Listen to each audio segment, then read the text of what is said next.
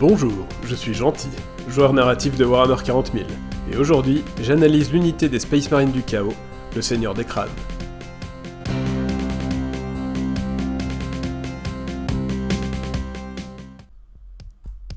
À l'époque contemporaine du 41e, ou peut-être du 42e millénaire, un Seigneur des Crânes est une machine démon colossale montée sur chenille, véritable autel à la gloire du dieu Khorne, et servant généralement les Space Marines du Chaos. Extrêmement rares sont les êtres corrompus à posséder la connaissance nécessaire pour construire de telles machines impies. Seuls Vashtor l'Archiphane et quelques techmanciens ambitieux peuvent concevoir une telle aberration. Pour ce faire, l'âme d'un buveur de sang est liée à cette machine titanesque. Bien que la plupart de ces démons majeurs de Khorne perçoivent cet état comme une prison, les buveurs de sang du 8e rang y trouvent un moyen de guerroyer dans l'espace réel sur de longues périodes. Autrement, cela est presque impossible.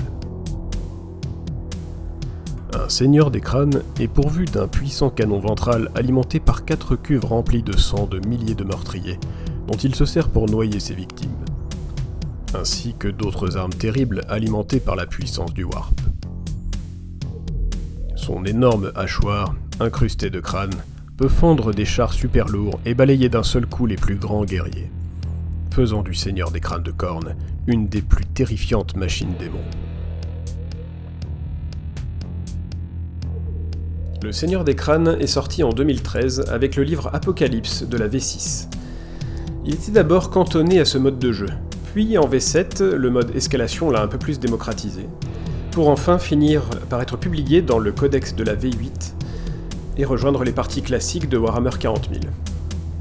Cette figurine imposante fourmille de détails, et a un petit côté années 80 avec ses chenilles, mais ça n'enlève en rien son charisme, et possède un aspect original qui se démarque des autres unités titanesques.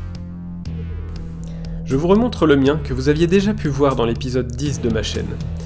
Je l'ai peint aux couleurs de mes Iron Warriors, ce qui m'a pris un temps considérable à peindre autant qu'à monter. Si je fus quelque peu intrigué par son design un peu rétro à sa sortie, je suis aujourd'hui pleinement convaincu par la qualité de sa sculpture. Games Workshop a vraiment fait un super travail avec le Seigneur des Crânes.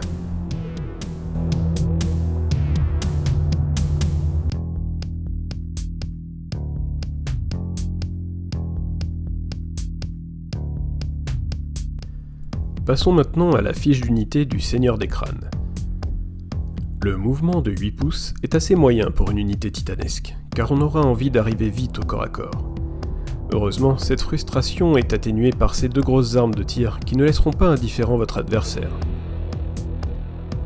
Endurance 13, sauvegarde à 3+, 5+1 vue, 24 points de vie. La résistance du Seigneur des Crânes est digne d'une unité titanesque. Votre adversaire devra allouer des ressources conséquentes pour le détruire. La CO de 8 est très bonne pour qui s'intéresse aux éventuels objectifs sur table, sachant que le Seigneur des Crânes ne sera pas facile à déloger. Sa règle « Labourer les rangs ennemis » impose aux unités ennemies d'effectuer un test d'ébranlement à 6 pouces de lui, s'il vient de détruire une unité adverse. Je trouve cette règle trop circonstancielle, et donc anecdotique en mode narratif. La règle de faction Pacte Sombre octroie à chaque unité Space Marines du Chaos un bonus au choix, touche soutenue 1 ou touche fatale. Ces bonus sont très puissants, et ce malgré un potentiel malus de D3 blessures mortelles si l'unité rate son jet de commandement. Je trouve qu'il s'agit de l'une des meilleures règles de faction du jeu. Voyons maintenant les armes de tir dont dispose le Seigneur des Crânes. 3 armes ventrales sont possibles.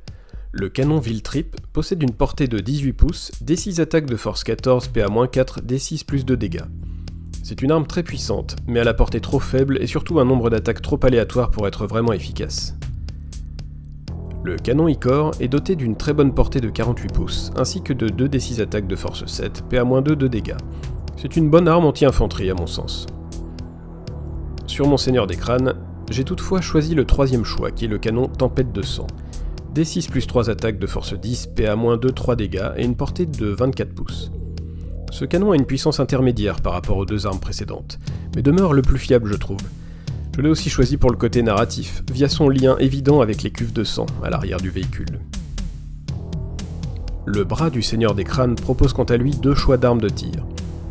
Le lance-crâne est une arme puissante. 2d6 attaques de force 14, PA-3, 3 dégâts, et une portée de 60 pouces bien pratique en Apocalypse, qui pour rappel est mon mode de jeu préféré à Warhammer 40 000. Le canon Gatling Hades, 12 attaques de force 8, PA-2, 2 dégâts, et une très bonne portée de 48 pouces, possède également la règle touche soutenue 1, ce qui fiabilise une arme anti-infanterie déjà très fiable. Je l'ai monté sur mon Seigneur des Crânes pour le côté esthétique, que j'aime bien, et pour sa saturation également. Mais les deux choix sont très bons. Le Seigneur des Crânes dispose d'une arme de mêlée nommée le Grand Hachoir de Corne, pourvu de 2 profils. Le mode frappe, 5 attaques de force 16, PA-4, 8 dégâts, peut détruire n'importe quoi, y compris d'autres unités titanesques. L'adversaire aura tout intérêt à ne pas le laisser s'approcher. Le mode balayage, 15 attaques de force 8, PA-2, 2 dégâts, peut sans problème éliminer une escouade de 10 Space Marines, notamment magnifiée par le Pacte Sombre. Vraiment, cette arme est très puissante. En conclusion, personne ne peut rester indifférent face à un Seigneur des Crânes sur le champ de bataille, en raison de sa grande puissance. La figurine est aussi belle qu'imposante, et à 450 points l'unité, ça vaut carrément le coup d'en prendre un dans son armée. Mais mon corne, ce que c'est long à monter et à peindre. Et au prix de 150 € chez Games Workshop, posséder un Seigneur des Crânes demandera de sacrifier un très grand nombre d'esclaves. Pour Khorne. Warhammer 40 000 en mode narratif, quasiment tout peut se justifier, alors n'écoutez que vous et jouez les figurines qui vous plaisent. Et soyez comme moi, gentils.